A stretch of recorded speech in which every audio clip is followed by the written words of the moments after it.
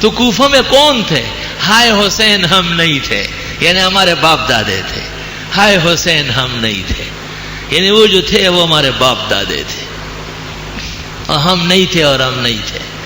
اسی پر مجلسیں سج رہی ہے، اسی پر مرثیے پڑی جا رہی ہے، اور کے ایم سی او کیڈیا کے بڑے بڑے جنریٹر ان کے نام پر وقف ہے.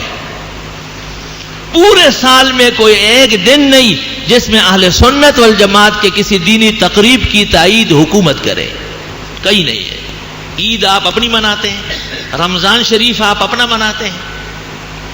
کسی ایک جگہ پورے ملک میں مجھے کوئی دکھائے کہ اس میں حکومت سرکار کا دخل ہو. نہیں، ان کے ماتمی اور کربلائی حالات کے لیے حکومت سینے سے پھر رہتی ہے. اس طرح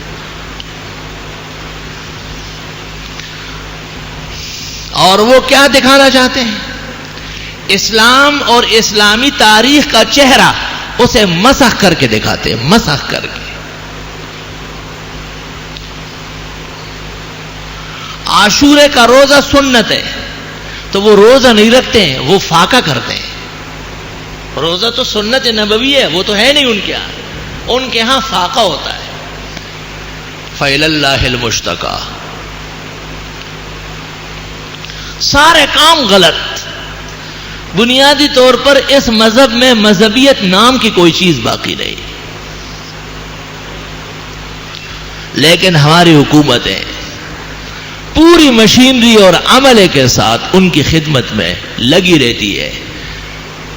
ہماری مسجد اور مدرسوں کے سامنے فورس لا کے کھڑی کر لیتے ہیں، ان کو کہتے ہیں یہاں سے گزرو، اور پھر وہ گھنٹوں روک کر کے جو چاہے وہ کہتے ہیں.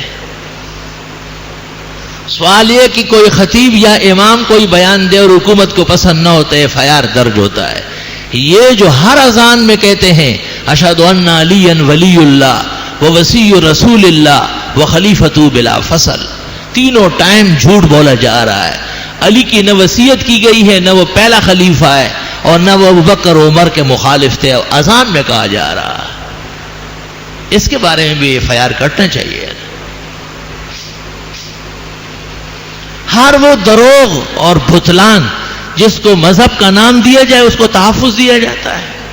حضرت نے عمار ابن یاسر کو خبر دی کہ عمار ایک گروہ قتل کرے گا. روافض اس حدیث کی روح سے حضرت معاویہ کا باغی ہونا، کیا ان کا استدلال درست ہے؟ جن لوگوں نے حضرت علی کو حق پر اور معاویہ کو ناحق کہا ہے وہ بظاہر اس حدیث سے استدلال کرتے ہیں، لیکن جمہور محدثین نے یہ توجیہ پسند نہیں فرمائی اور فرمایا کہ معاویہ بھی اپنے اجتہاد میں فقیہ ہے اور جلیل القدر صحابی ہے.